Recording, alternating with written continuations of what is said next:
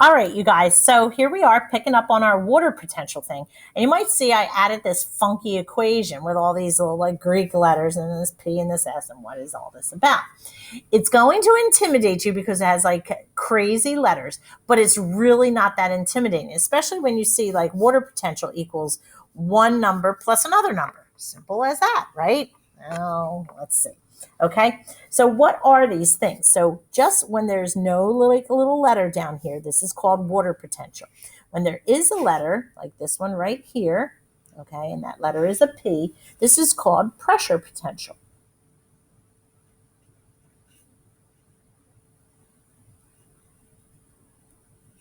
And when there's a little S next to it, this is called solute potential. So we say that water potential is the sum of the pressure potential and the solute potential. Now, what are the pressure potential and water potential? Before I start that, I want to say something very interesting. The highest water potential is actually that of distilled water or pure water, is pure water. And that is equal to good old zero. Okay. Everything else is going to be a negative. Now, I know you might be like, well, you're going like that. This is the highest number value this can be is a zero. So this plus this, we're going to have some negative numbers in there, right? Yeah, we are. Okay. Because if zero is pure water and that's the highest that this value can ever be, well, then, it's going to be some interesting things happen with this equation. Okay. Now, pressure potential is going to be easy for us. Okay. Because most of the time, the pressure potential is going to be in an open system. And let's face it, living things exist in an open system. Our Earth, our universe is kind of like an open system. It's closed if you can find the end to all of this. Okay. But generally speaking, we live on the Earth, which is open. That means like our heat, our energy can escape. Our pressure can escape. It's not in a closed system. A closed system would be like a vacuum or something. So pressure potential, first off, what is this pressure potential? Well, it's the exertion of pressure on a solution. It's the exertion, oh, I'm going to spell this wrong. Exertion of pressure on a solution. Now, you might be like, well, aren't we talking about water potential? Aren't we talking about? Usually when we compare, when we look at water potential, we're comparing it to another water potential. So what we're going to do is we're going to eventually do an example of this, and we're going to compare our example always to distilled water, which is always going to be zero. Okay. Well, here's the other thing. This exertion, this pressure potential will always equal zero in an open system. Equals zero in an open system. All right, so that's like kind of figuring out things again. We're like, wait, the highest this value can be is zero. Now we're saying this is zero, and we're adding this to it. Sounds like if this is going to be zero, 99.9% of the time, okay, then this number here is most likely going to be a negative number. And that's exactly what it's going to be. But there's a crazy formula for this number, okay? And let's take a look at it. Solute potential, okay? Solute potential has like quite a thing to it, okay? That solute potential equals the negative ICRT. And you might be like, come on, Horner, what is ICRT? Okay, ICRT, what is it? No, it's not ICRT. Okay, so what are each of these? First, there's I. I is what we call the ionization constant. Ionization constant. Okay, this is something I got to say that you might learn in chemistry, but most likely you don't. Okay, you might learn it in AP chemistry, but it's actually quite an easy thing. If the solute that we're talking about, and if we're talking about salt, that solute would be an ionic substance. But if the solute you're talking about is sugar, that's a molecular substance. Now, I'm going to tell you in our class, we're only always going to talk about either sugar or salt. So ionization constant is determined by the solute particles. Determined by the solute particles. Now, what does that mean? Remember up here we were saying particles matter, whether it's a molecule or an ion? Well, guess what? If it's molecular, like sugar, for example, if it's molecular, those particles don't break apart, so they stay whole. Like a sugar molecule stays whole when it's dissolved in water. So the ionization constant is going to be 1. So if you want to know what I is, take a look. If it's sugar, it's 1. But if it's ionic, like salt is, then it's going to be 2, because salt can break into sodium ions and chlorine ions. It doubles the particles because of that ionic bond in it. And when those ions go in water, they separate into 2. So this I is either going to be 1 or 2. It's never going to be anything else. Okay. So if it's molecular, it's going to be 1. If it's ionic, it's going to be a 2. And to be honest, in our class and even on the AP exam, they're either going to mention sugar of some sort, like sucrose or glucose or whatever. They all stay whole, or they're going to mention salt. Okay. So if it's sugar, use a 1 here. If it's salt, use a 2 here. Okay. That's ionization constant. What's the next thing? What is this C? C, and this always kind of baffles me, stands for concentration. However, that concentration has to be in molarity. So I almost wish they put a capital M there, but C is concentration. But it has to be in molarity.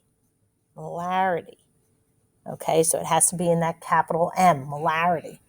R is a constant, kind of like pi. It is what we call the pressure constant.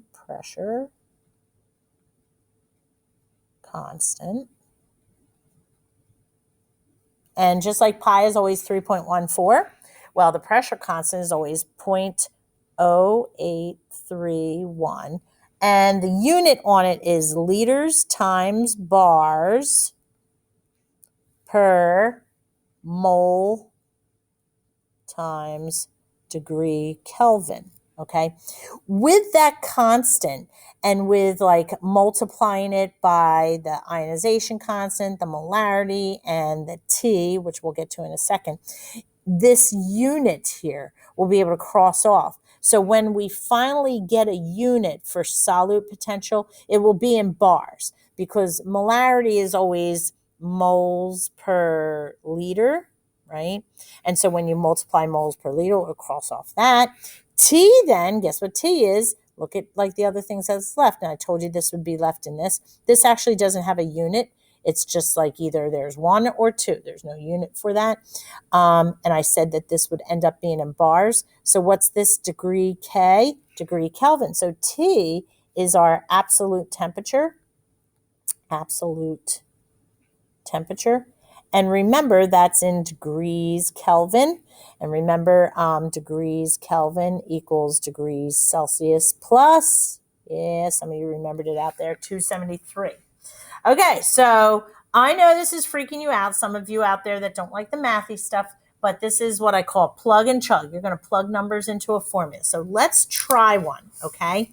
Let's try one and then analyze this. So I'm going to give you an example down here, And the example is we're going to calculate the water potential of a solution, and I'm going to give you certain things. So calculate water potential of a solution with 0.15 molarity NaCl at 25 degrees Celsius. Okay, so now we got to get this number here and this is open. It's a solution that's open. Always assume it's open. We will say it's a closed system, and then we would have to give you a pressure potential. Okay. But if we don't say it's a closed system, assume it's open, and that pressure potential is going to be 0. So let's set up the equation. So we have this water potential equals pressure potential plus solute potential. Okay. And we're trying to find this.